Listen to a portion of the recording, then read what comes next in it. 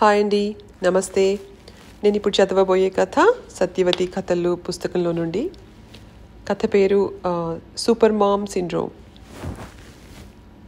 సుమతి సూర్యుణ్ణి ఆపేసినట్లు అనురాధ కాలచక్రాన్ని నిలిపివేసిందా ఏం అనుకున్నాడు సూర్యారావు ఉలిక్కిపడి పక్క మీద నుంచి లేచి కూర్చుంటూ. కాలచక్రం ఏం ఆగిపోలేదు, అనురాధే ఆగిపోయింది అన్నట్లు గోడ గడియారం 9 గంటలు కొట్టింది. అనురాధ లేచి సగం పనులు పూర్తి చేస్తే కానీ సూర్యుడు ఉదయించాడు. వంట ఇల్లు మేల్కోదు, వాకిట్లో ముగ్గు పడదు. వంట ఇల్లు ఈలలతో గోలలతో చైతన్యవంతం కాదు. ఒకటేమిటి, లోకమే సుషిప్తిలో నుంచి చైతన్యంలోకి రాదు.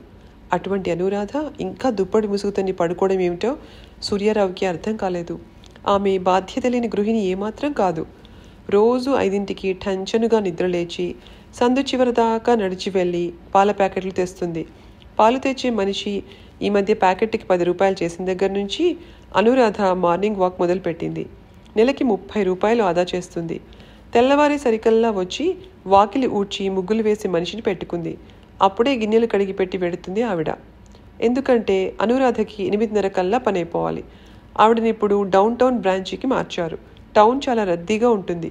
రిక్షా ఎక్కితే చాలా ఖర్చు అవుతుంది. ఆటో అంటే మాటలు కాదు. అందుకని మోపెడ్ కొనుక్కుంది. ఆ మోపెడ్ కొనుక్కున్నప్పుడు ఆమె వయస్సు 45 సంవత్సరాలు. రద్దీగా ఉండి ఒక క్రమం లేని ట్రాఫిక్లో డ్రైవ్ చేయడం కష్టం కనుక 3/4 గంట ముందే బయలుదేరుతుంది. మరి అలాంటిది 9 గంటల దాకా నిండా ముసుగు పెట్టుకుని పడుకుందంటే వంట్లో బాగాలేకపోయినా ఉండాలి. అనురాధకి వంట్లో బాగాలేకపోవడం సూర్యారావు ఎప్పుడూ చూడలేదు ఈ మధ్య. సూర్యారావు ఆమె మొహం మీద కప్పుకున్న దుప్పటి లాగి పడేశాడు. కళ్ళు పెద్దవి చేసి నోటి మీద చేయి వేసుకుని తూలి పడబోయి గోడ కానుకు నిలబడ్డాడు. అనురాధ శరీరం అంతా తెల్లగా సున్నం కొట్టినట్లు మారిపోయింది. కళ్ళు తెరుచుకుని ఉన్నాయి. కట్టిన చీర కట్టినట్లే ఉంది, కానీ చేతులు కాళ్ళు సీమ సున్నంతో చేసినట్లయిపోయాయి. కళ్ళు జుత్తు తప్ప శరీరం అంతా అలాగే ఉంది. కళ్ళు ప్రశాంత నిర్మలంగా ఎన్నడూ లేనంతగా మెరుస్తున్నాయి. రాత్రి 12 దాకా ఆమె మామూలుగానే ఉంది. ఏడాది నుంచి క్రమం తప్పకుండా ప్రతిరోజు చూసే హిందీ సీరియల్ చూసింది. ఈ పూట కోసం ఇడ్లీ పప్పు గ్రైండ్ చేసి పెట్టింది. మంచినీళ్లు కాచి ఫిల్టర్లో పోసింది. ఒకటేమిటి, 1,00,000 పనులు చేసింది. ఆమెకు చాలా ముందు చూపు.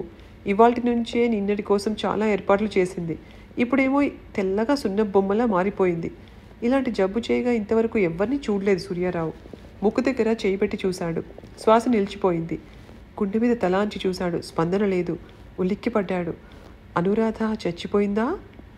అనురాధ చచ్చిపోవడం ఏంటి? సూర్యారావు చెమటతో తడిసిపోయాడు. అడుగులో అడుగు వేసుకుంటూ వెళ్ళి స్నేహితుడు సుబ్బారావుకి ఫోన్ చేసి డాక్టర్ని వెంట పెట్టుకురమ్మన్నాడు. అనురాధకి వచ్చిన జబ్బేమిటో డాక్టర్కి అర్థం కాలేదు, కానీ ఆమె చచ్చిపోయిందని మాత్రం ధృవపరిచాడు. క్షణాల మీద అనురాధ మరణ వార్త వీధంతా పాకింది. ఇరుగు పొరుగు గబగబా కాఫీలు కాచేసుకుని తాగేసి మంచినీళ్లు గట్రా పట్టేసుకుని సూర్యారావు ఇంటికొచ్చారు. శవాన్ని కిందకి దించి తల దగ్గర దీపం పెట్టాలంది ప్రక్కింటి మామగారు. వరండాలో చాప వేసి దాని మీదకి చేర్చారు. పిల్లలకు ఫోన్ చేయి సూర్యారావు అన్నాడు సుబ్బారావు. సూర్యారావు తడవెక్కి ఐఎస్డీలు చేస్తున్నాడని ఆ సౌకర్యాన్ని తీసేయించింది అనురాధ. పిల్లల ఫోన్ నెంబర్లు డబ్బు ఇచ్చి సుబ్బారావుని ఆ పనికి పురమాయించాడు సూర్యారావు. అతను ఇంకా పళ్ళు తోముకోలేదు. నిద్రలేస్తూనే అతను పళ్ళు తోముకుని వచ్చే వేళకి పెద్ద మగ్గు నిండా ఆవిర్లు కక్కే కాఫీ సిద్ధంగా పెడుతుంది అనురాధ. 2 మగ్గుల కాఫీకి ఎంత పొడి వేయాలో, ఎన్ని పాలు పోయాలో, ఎంత వెచ్చ చేయాలో ఆమెకు తెలిసినట్లు ఎవరికీ తెలియదు. సుబ్బారావుకి అనురాధ శరీరాన్ని ఒకసారి ముట్టుకొని చూడాలని ఉంది. మంచం మీద నుంచి దించేటప్పుడు కాళ్ళు పట్టుకున్నాడు, కానీ కాళ్ళ మీద చీర కుచ్చళ్ళున్నాయి. ఆమె శరీరం సున్నంగా ఎలా మారిపోయిందో, అది నిజంగా సున్నమా లేక ఇంకేమైనా తెలుసుకోవాలని చాలా కుతూహలంగా ఉంది. కానీ ఆ శరీరం అతని స్నేహితుని భార్యది. అతని వస్తువు కదా, శవమైన అతనిదే కదా, దాని మీద అధికారం. ముట్టుకుంటే ఊరుకుంటాడో లేదో. ఎవరో చనువుగా ఇంట్లోకి చొరబడి కాఫీ చేసి తెచ్చి సూర్యారావుని బ్రతిమలాడి ఇచ్చారు. మరీ శవం పక్కన కూర్చొని తాగడం ఇష్టం లేక అవతల గదిలోకి వెళ్ళాడు అతను. ఇదే అదననుకొని ఆమె కాలి దగ్గర కొంచెం గిల్లి తెల్లని చిన్న ముక్క ఒకటి జేబులో వేసుకొని ఫోన్ చేయడానికి వెళ్ళాడు సుబ్బారావు. మామాని నేను వచ్చేదాకా ఉంచండి, ఏదో ఒక ఫ్లైట్కి ఎలాగోలా వచ్చి వాళ్తాను, ఓకే అంది సూర్యారావు కూతురు న్యూజెర్సీ నుంచి. కొడుకు ఫోన్లోనే ఎచ్చేశాడు. అతగాడికి ఇండియా వస్తే మళ్ళీ వీసా రెన్యూ అవడం కష్టం. మా అమ్మ ఎందుకలా వెళ్ళిపోయింది అంకల్, వాట్ హ్యాపెండ్ అంటూ ఆక్రోశించాడు. వాడిని ఎలాగైనా స్టేట్స్ పంపాలని కంకణం కట్టుకుంది అనురాధే. నయానా భయానా చదివించి బోలెడు డబ్బు ఖర్చు పెట్టి వాని స్టేట్స్ తరిమింది కూడా అనురాధే. బ్యాంకులో అందరూ ఆవిడ వంక చాలా అభినందనపూర్వకంగా చూస్తారు. నీ పిల్లలు రత్నాలు అంటారు. అలా అంతా అనాలని ఆవిడ ఆశించింది. ఆవిడ కోరిక ఫలించింది. But for mamma he couldn't have made it. కానీ ఇప్పుడు తన మమ్మని చూడలేడు. He can make it. బాడీని ఐస్ మీద ఉంచాలేమో, అమ్మాయి వచ్చేదాకా ఇలా ఉంచితే చెడిపోతుంది అన్నారెవరో. ఇది మామూలు శవం కాదు, ఇదంతా సున్నంలా ఉంది, ఐస్ మీద పెడితే కరిగిపోదా అన్నారు ఇంకొకరు. పోనీ శవం చుట్టూ ఏదైనా మందు చల్లండి అని ఇంకొకరు సలహా ఇచ్చారు. ఫోన్లు చేయడం పూర్తి చేసుకున్న సుబ్బారావు పనిలో పనిగా తన ఇంటికి వెళ్ళి టిఫిన్ తినేసి తన జేబులో టాబ్లెట్ లాంటి వస్తువు తీసి అతని కూతురు చేతిలో పెట్టి అనురాధ మరణోదంతం ఏకరు పెట్టాడు. ఆ పిల్ల చెటుకుందని పర్సులో వేసుకుని దగ్గరలోనే ఉన్న ల్యాబొరేటరీకి పరిగెత్తింది. వాళ్ళు ఆ సున్నం ముక్కని తలనొప్పికి వేసుకునే ఆస్పిరిన్ టాబ్లెట్ అని చెప్పారు. నేను అక్కడికి వస్తాను నాన్న అని లెన్స్ ఒకటి పుచ్చుకొని సూర్యారావు ఇంటికి వచ్చింది సుబ్బారావు కూతురు. ఆ అమ్మాయి పేరు సుశీల. ఆ వీధిలో అనురాధను తెలియని వాళ్ళెవ్వరూ లేరు. ఆమె రాకపోకలను బట్టి గడియారాలు సరిచేసుకునేవాళ్ళు, ఆమెను చూసి ఇళ్ళు తీర్చిదిద్దుకునేవాళ్ళు, ఆమెని అనేక విషయాల్లో అనుకరించేవాళ్ళు. అలా ఎందరో సుశీల జనాన్ని తప్పించుకొని వచ్చి అనురాధ చేతి మీద లెన్స్ పెట్టి చూసింది. ఆమె శరీరం సున్నంలా కాదు మారిపోయింది. ఆమె శరీరం మొత్తం రకరకాల టాబ్లెట్లు అతుకుపెట్టినట్లు ఉంది. కొన్ని పెద్దవి, కొన్ని చిన్నవి, కొన్ని లేత గులాబీ రంగువి, కొన్ని గుండ్రనివి, కొన్ని పలకలవి, ఇలా రకరకాల టాబ్లెట్లు అతికించి చేసిన బొమ్మలా ఉంది అనురాధ. చీమలు వస్తున్నాయండి అందుకు ఆవిడ కంగారుగా. అవును, అందులో కొన్ని షుగర్ కోటెడ్ టాబ్లెట్స్ ఉండి ఉండవచ్చు కదా అంది సుశీల. అవును, షుగర్ కోటెడ్ టాబ్లెట్స్ తను ఇచ్చాడు కొన్ని ఆమెకి అనుకున్నాడు సూర్యారావు. సుశీల చేతిలో నుంచి లెన్స్ లాక్కొని చూస్తున్నారు. సూర్యారావు చూడకుండా ఆమె చేతుల్ని కాళ్ళని గిల్లి చూస్తున్నారు ఇంకా కొందరు. చాప మీద నుంచి ఆమె శరీరాన్ని ఒక బల్ల మీదకి చేర్చారు. చుట్టూ చీమల మందు చల్లారు. కూతురు వచ్చే వేళకి ఆమె శరీరాన్ని ఒక్కొక్కరే గిల్లి గిల్లి మాయం చేస్తారేమో అనిపించింది సూర్యారావుకి. శవాన్ని పడక గదిలోకి తరలించండి అన్నాడు ఉన్నట్టుండి. తప్పు నాయన, అలా పెట్టకూడదు, ఏం నక్షత్రమో ఏమో అంది పక్కింటి మామగారు. పర్వాలేదు మామగారు, ఈ ఇల్లు ఆవిడ కట్టింది, ఈ ఇంటి కోసం ప్రతి రక్తం బొట్టు వెచ్చించింది, అందుకోసం ఆమె శరీరం ఎక్కడన్నా పెట్టొచ్చు అని అనురాధ శరీరాన్ని దాచిపెట్టేశాడు సూర్యారావు. 28 ఏళ్ల సహచర్యం అన్నీ ఇచ్చింది. స్నేహం, ప్రేమ, ధనం, సేవ, ఆఖరికి ఇప్పుడు ప్రాణం. ఇల్లంతా జనంతో నిండిపోయింది. ఇంట్లో ఇంతమంది జనం ఉండడం అనురాధకి ఇష్టం ఉండదు. తను వేయించుకున్న మార్పులు రాళ్ళు మాసిపోతే సబ్బు పెట్టి కడుక్కొని తుడుచుకునేది, బాత్రూంలు కడుక్కునేది. వచ్చిన వాళ్ళు తలతలలాడే అనురాధ గ్యాస్ పొయ్యి మీద పాలు మరగబెట్టి పొంగించేస్తున్నారు. సోఫాలన్నీ విరక్కొడుతున్నారు. అనురాధ ప్రాణం ఎంత విలవిల్లాడిపోయేదో. సూర్యారావు నిస్సహాయుడు. అతనికి ఏం చేత కాదు. హౌస్ కీపింగ్ దగ్గర నుంచి మనీ మేనేజ్మెంట్ దాకా ఆమె. షేర్లు కొనడం, అమ్మడం, బంగారం తాకట్టు పెట్టి అప్పు తెచ్చి బంగారం కొనడం ఒకటేంటి? ఇవాళ సూర్యారావు సంసారం ఇంత పైకి రావడానికి కారణం ఆవిడే కదా. ఐఎమ్ సో సారీ పప్పా అంటూ కూతురు వచ్చేసింది. కూతురికి అమెరికా సంబంధం చేయడానికి అనురాధ ఎంత కష్టపడిందో సూర్యారావుకి తెలుసు. అల్లుడి తల్లి కోరిన 1,00,000 కోరికలు తీర్చడానికి ఎంత అవస్థపడిందో తెలుసు. ఆ కూతురు కడుపుతో ఉంటే తాను పురుడు పోయడానికి అమెరికా వెళ్ళాలని ఇప్పటి నుంచే ఏర్పాట్లు చేసుకుంటోంది. టికెట్ ఎలాగో కూతురు కొనిస్తుంది, కానీ తనకి కొన్ని డాలర్లు కావాలి కదా. అందుకోసం ఈ మధ్య మరీ పిసినారిలా డబ్బు దాస్తోంది. కూతురికి పిల్లల్ని కనడానికి ఇంకా టైం ఉంది. ఆమె భర్త వాడుకునే కార్లకి చేసిన అప్పులు, కొన్న ఇంటికి కట్టాల్సిన ఇన్స్టాల్మెంట్స్ వగైరాలన్నీ ఒక దానికి వస్తే గానీ పిల్లల్ని కనడానికి కుదరదు. పూర్ మమ్మ అప్పుడే పిల్లల్ని కనమంటుంది అని నవ్వుకునేది. పూర్ మమ్మ వెళ్ళిపోయింది స్టేట్స్లో కూతురి వైభవం చూడకుండానే. She couldn't make it. కానీ ఈ జబ్బేమిటో క్వైట్ అమేజింగ్. అల్లుడు రాలేదేమమ్మా అన్నాడు సూర్యారావు. రవికి సెలవు దొరకలేదు papa, he was so sorry, he couldn't make it అంది. ఆ అమ్మాయి పేరు రజని. పోయింది మీ అమ్మ కదా, నువ్వు వెడదు, వస్తూ మీ పప్పాని తీసుకురా ఇక్కడికి అన్నాడు అతను. శవానికి స్నానం కానివ్వండి అన్నారు బంధువులు. స్నానం చేయిస్తే టాబ్లెట్లన్నీ కరిగిపోతాయి, తగలేయడానికి ఏం ఉండదు, పసుపు నీళ్లు చల్లి పవిత్రం చేయండి అన్నాడు ఒక ఆయన. శవానికి స్నానం చేయించకపోతే పుణ్యలోకాలకి పోదు అన్నది పక్కింటి మామగారు. పవిత్ర స్నానమా పసుపు నీళ్ళ అని తర్జన భర్జన జరిగింది కాసేపు. చివరికి పసుపు నీళ్ళకి ఓట్లు పడ్డాయి. ఇంతకీ శవం కళ్ళు మూయలేదు అన్నారెవరో. ఐ క్యాన్ డూ ఇట్ అంది రజని. సూర్యారావు ప్రయత్నించాడు. అతనికి ఆశ్చర్యం వేసింది. ఆమె బ్రతికి ఉండగా ఎన్నోసార్లు మూయగలిగాడు. ఇప్పుడు ఆ కళ్ళు మూసుకోవడం లేదు, ఏం చేత? శవం బయలుదేరుతుండగా రొప్పుతూ వచ్చాడు పెథాలజీ ప్రొఫెసర్ ప్రకాష్ రావు. అతను అనురాధకి పెద్దమ్మ కొడుకు. ఏవో పరికరాలు వెంటబెట్టుకొచ్చాడు. నా భార్య శవం మీద నీ పరిశోధనలకి నేను చచ్చినా ఒప్పుకోను అన్నాడు సూర్యారావు. అతనికి ప్రకాశరావు అంటే చాలా కోపం. అనురాధకి అతనంటే ఇష్టం కనుక. నా భార్యని సకల లాంఛనాలతో స్వర్గానికి పంపాల్సిన బాధ్యత నాది. ఆమె శరీరానికి వచ్చిన ఈ కళంకానికే నేను గుండె పగిలి చేస్తున్నాను, ఇంకా ఇదొకటా అన్నాడు సూర్యారావు. అది కాదు సూర్యం, ఇది వైద్య ప్రపంచానికే ఒక వింత సవాలు. ఇదిలా ఎందుకు సంభవించిందో తెలుసుకోవడం మన విధి. ఇది చాలా అవసరం మనకి అని మొండికేశాడు ప్రకాష్ రావు. అనురాధ శవం టాబ్లెట్లుగా మారిపోయి ఆమె చనిపోయిన విషయం అన్ని పత్రికల స్ట్రింగర్లకి తెలిసిపోయింది. ఆ జిల్లాలో జరిగే వింతలు విశేషాలు ముక్కలుగా వీడియో తీసి ఓ ఛానల్కి అమ్మే వీడియోగ్రాఫర్కి కూడా తెలిసింది. వీళ్ళంతా రాకముందే శవదహనం జరిగితే బాగుండిపోయేదనుకున్నాడు సూర్యారావు. మామయ్యని చూడని పప్పా అంది రజని. ప్రకాష్ రావు ఒక అరగంట సేపు అనురాధ శరీరాన్ని పరీక్ష చేసి నోట్స్ రాసుకున్నాడు. ఈలోగా కొంతమంది ఫోటోలు తీసుకున్నారు.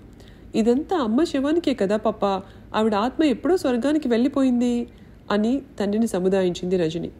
ఎట్టకేలకు అనురాధ శవం కట్టెల మీదకి వెళ్ళింది. ఏం శరీరం లేదు, అందులో చాలా భాగాలే లేవు. 4 ఏళ్ల నాడు గర్భసంచి తీసేశారు. దానితో పాటు ఓవరీస్ కూడా తీశారు. పనిలో పనిగా అపెండిక్స్ కూడా తీశారు. ఇక మిగతా రక్తం కండలు అంతా మాత్రల కింద మారిపోయాయి. ఉంటే మెదడు గుండె ఉండి ఉండాలి అన్నాడు సూర్యారావు కళ్ళు తుడుచుకొని. అనురాధ శరీరం రంగురంగుల మంటలతో మండుతోంది. టాబ్లెట్స్లోని కెమికల్స్లో నుంచి వచ్చే రంగులు. ఉన్నట్లుండి ఏదో పగిలిన శబ్దం వచ్చింది. చితిలోంచి ఒక ఆకుపచ్చగా పాచిపట్టిన పదార్థం ఎగిరివచ్చి సూర్యారావు పాదాల దగ్గర పడింది. ఇదేమిటి అని ఉలిక్కిపడ్డాడు అతను. ప్రకాశరావు దాని చేతిలోకి తీసుకుని చాకుతో పాచినంతా శుభ్రంగా గీరాడు. అందులో తలతలలాడుతూ ఉంది అనురాధ మెదడు. దాన్ని గుర్తుపట్టాడు సూర్యారావు. పెళ్ళైన కొత్తలో తనతో చేసాడిన మెదడు, బ్యాంక్ టెస్ట్లో మంచి ర్యాంక్ తెచ్చుకున్న మెదడు. ఇదేమిటిలా పాచిపట్టిపోయింది? ప్రకాశరావు నవ్వి, మీ ఇంట్లో సింకులు బాత్రూంలు తలతల మిలమిలా మెరిసేలా కడిగేది కదా, ఆ పాచంతా వాటిల్లోంచి ఈవిడ మెదడులోకి చేరిపోయింది అన్నాడు. అలా అనురాధ శరీరం అగ్నికి అర్పించి స్నానాలు చేసి ఇంటికి వచ్చి ఆమె ఫోటోల్లో అనువైన దాన్ని వెతికి లామినేట్ చేయించే కార్యక్రమానికి ఉపక్రమించిన సూర్యారావుతో నే వెళ్ళొస్తానోయ్ అన్నాడు ప్రకాశ్రావు. నేను నీతో వస్తా అంకల్ అంది సుబ్బారావు కూతురు సుశీల. నాతో ఏం పనమ్మా నీకు అన్నాడు పెథాలజీ ప్రొఫెసర్ ప్రకాష్ రావు. అతడు అనురాధని స్వంత చెల్లెల్లా చూసుకునేవాడు. ఎన్నోసార్లు ఎన్నో అడగని సలహాలు ఇచ్చి ఆమె చేత చివాట్లు తిన్నాడు. అనురాధ ఆంటీకి వచ్చిన జబ్బేమిటో మీరు నాకు చెప్పాలి అంది సుశీల. నాకు చెప్పు అంకల్, మా అమ్మకి వచ్చిన జబ్బు నాకు తెలియకపోతే ఎలా అంటూ వచ్చింది రజని. ప్రకాష్ రావు నవ్వి, దీన్ని సూపర్ మామ్ సిండ్రోమ్ అంటారమ్మా అన్నాడు. నిజంగా మా మామ్ సూపర్ మామే అంకల్ అంది కళ్ళు తుడుచుకుంటూ రజని. అదేనమ్మా ఆవిడ జబ్బు అన్నాడు అతను. అదేమిటో ఎలా వచ్చిందో చెప్పండి అంకల్ చెప్పకుండా విసుక్కుంది సుశీల. మా అనురాధకి ఈ ప్రపంచంలో ఉన్న ఆడవాళ్ళందరికన్నా తను చాలా తెలివిగలదాన్నని సమర్థురాలనని గట్టి నమ్మకం. ఆవిడ దృష్టిలో తెలివి సమర్థత అంటే మంచి ఇల్లు కట్టుకోవడం, దాన్ని తలతలలాడేలా ఉంచుకోవడం, తగినంత డబ్బు దాచుకోవడం, కష్టపడి పని చేయడం, పిల్లల్ని గొప్పవాళ్ళని చేయడం. గొప్పవాళ్ళని చేయడం అంటే డాక్టర్లను ఇంజనీర్లను చేసి స్టేట్స్కి పంపడం. అది ఇది కుదరకపోతే నీలా అమెరికాలో ఉండే అబ్బాయికి ఇచ్చి పెళ్లి చేసి పంపడం. ఇదే ఈవిడ జీవిత ధ్యేయం. ఆ ధ్యేయ సాధనకి ప్రతి క్షణం శ్రమించింది. ఆవిడ అంబిషన్ సిద్ధించింది అని ఆగాడు ప్రకాష్ రావు. దానికి ఈ జబ్బుకి లంకేమిటి అంది రజని విసుగ్గా. ఉంది నాన్న, ఈ ధ్యేయ సాధనలో మీ అమ్మ తన మనసుకి ఏం కావాలో తన శరీరానికి ఏం కావాలో చూసుకోలేదు. రకరకాల వంటలు చేసుకుని తినడం, మంచి చీరలు గంజి పెట్టి కట్టుకోవడం, స్నేహితుల్లో బంధువుల్లో ప్రత్యేకంగా కనబడడం, ఇదే తనకు కావాలనుకుంది. డబ్బు ఆదా చేయడం కోసం మీ అమ్మ యంత్రంలా పనిచేసేది. శుభ్రం కోసం ఎవ్వరిని చేయనిచ్చేది కాదు. మీ నాన్నని సోమరిపోతులా కూర్చోబెట్టి కాఫీ చేతికిచ్చేది. ఎక్కువ డబ్బు పెట్టి పని వాళ్ళని పెట్టుకుంటే ఎలాగా అని పనులన్నీ తనే చేస్తూ తాను చేసుకుంటేనే తనకి బాగుంటుందని నచ్చ చెప్పుకునేది. సాయంత్రానికి విపరీతమైన అలసట. బ్యాంకులో క్యాష్ మార్చుతున్నప్పుడు ఎంత జాగ్రత్తగా పనిచేయాలో నీకు తెలుసు కదా. అక్కడలా పనిచేసి వస్తూ దారిలో కూరలు సరుకులు మోసుకొచ్చేది. ఇంటికి రాగానే ఇల్లు శుభ్రం, వంట. ఈ అలసటకి తట్టుకోలేక రోజు సాయంత్రం తలనొప్పి మాత్ర వేసుకునేది. అలా 15 ఏళ్లుగా ఎన్ని తలనొప్పి మాత్రలు వేసుకుందో చూడు. అదలా ఉండగా ఈవిడకి తాను అనుకున్న ప్లాను ప్రకారం పనులు జరిగిపోవాలి. అలా జరగాలంటే శరీరంలో ఎలాంటి చికాకులు ఉండకూడదు. జ్వరం వస్తే ఓ క్రోసిన్ టాబ్లెట్ మింగడం, నడుం నొప్పికి ఇంకేదో మింగడం, ఇలా స్వంత వైద్యం చాలా ఉండేది. ఇది కాక పండగలకి, పబ్బాలకి, పెళ్ళిళ్ళకి, వ్రతాలకి హాజరు కావాలంటే ఆ సమయంలో బహిష్టు కాకూడదు. దాన్ని 2-3 రోజులు ఆపడానికి మాత్రలు వాడేది. అలా ఎన్ని వాడిందో లెక్కలేదు. మీ చదువులప్పుడు, మీ పరీక్షల్లో మీకు కాపలా కూర్చునేది. నిద్ర రాకుండా మాత్రలు వాడేది. ఒక్కొక్కసారి ఎంత రాత్రైనా నిద్ర రాక నిద్ర మాత్ర వాడేది. ఇలాంటి అవకతవక వైద్యాలతో మితిమీరిన పనిలో ఆవిడ షేర్లు కొనడం, అమ్మడాలు, స్థలాలు కొనడాలు, అమ్మడాలు, బంగారం తాకట్టు పెట్టి అప్పు తెచ్చి బంగారం కొని ఆ వాయిదాలు కట్టడాలు, జీతంలో నుంచి వీలైనంత డబ్బు మిగిల్చడానికి మిగిలిన అన్నాలతో పులిహోరలు చేసుకుని తినడాలు. ఒకటేమిటి, ఇదిగో ఇవాళ మీరంతా ఇలా ఉండడానికి ఆవిడ చాలా చాలా మాత్రలు మింగింది. సరేనా? ఆ పరిస్థితిలో 7-8 నెలల నాడు ఓవర్ బ్లీడింగ్ అవ్వడం మొదలైంది. అది చిరాకు కదా. ఓ డాక్టరు గర్భసంచి కోసి పారేయించు, హాయిగా ఉంటావు అని సలహా ఇచ్చాడు. గర్భసంచి తీసేయించింది. ఓవరీస్లో ఏదో ఉందని అది తీసేశారు. అమ్మయ్య, ఇక నేను మీ మగవాళ్లలా నెలకి 30 రోజులు పనిచేస్తాను అని విర్రవీగింది. 4 ఏళ్ళు బాగానే గడిచాయి. ఇంతలో ఏవో కాంప్లికేషన్లు వచ్చాయి. హార్మోన్ సప్లిమెంట్స్ ఇవ్వాలన్నారు. అవి మాత్రలే మరి. నీరసానికి ఈవిడంతట ఈవిడే ప్రతిరోజు బి కాంప్లెక్స్ మాత్ర వేసుకునేది. 45 దాటగానే చత్వారంతో పాటు బ్లడ్ ప్రెషర్ కూడా వచ్చింది. దానికి రోజు 2 మాత్రలు. పిల్లలు కడతేరారు. కొడుకుని ఇంజనీర్ని చేసి స్టేట్స్లో వేసింది. నీకు అమెరికా పెళ్లి కొడుకుని తెచ్చి ఆ అప్పులన్నీ తీర్చింది.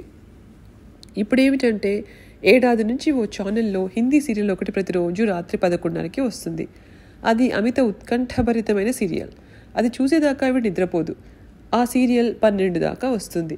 12 దాటిన తర్వాత అంత సస్పెన్స్తో ఆ సీరియల్ ఆగిపోయాక ఇవిడకి ఇంకా నిద్ర రాదు. తప్పనిసరిగా మాత్ర వేసుకోవాలి. మళ్ళా 5ంటికి లేవాలి. ఇదమ్మా జబ్బు. ప్రకాష్ రావు తను రాసుకునే నోట్స్ సంచిలో పెట్టేసుకుని కళ్ళజోడు తీసి తుడిచి మళ్ళీ కళ్ళకి పెట్టుకున్నాడు. ఇదంతా నాకు అసలు తెలియదు. It is quite amazing uncle. I didn't know how sad అంది రజని. అవునమ్మా, యూ డింట్ నో. ఎందుకంటే నువ్వు ఎప్పుడెప్పుడు అమెరికా మొగుని కట్టుకొని డాలర్లు రుచి చూద్దామా అనే ఆతృతతో ఉన్నావు. అమ్మని పట్టించుకునే టైం నీకెక్కడిది? పైగా మీ అమ్మకి భిన్నమైన ఆలోచన మాత్రం నీకెక్కడిది అన్నాడు ప్రకాష్ రావు గేట్ దాటుతూ. సుశీల కళ్ళు పెద్దవి చేసుకుని చూస్తూ నిలబడిందల్లా గబగబా ఇంటికేసి పరిగెత్తింది. ఆ పిల్లకి వాళ్ళ అమ్మని కౌగిలించుకుని భోరుమని ఏడవాలనిపించింది. ఆవిడ్ని రక్షించుకోవాలనిపించింది. కథ అయిపోయిందండి.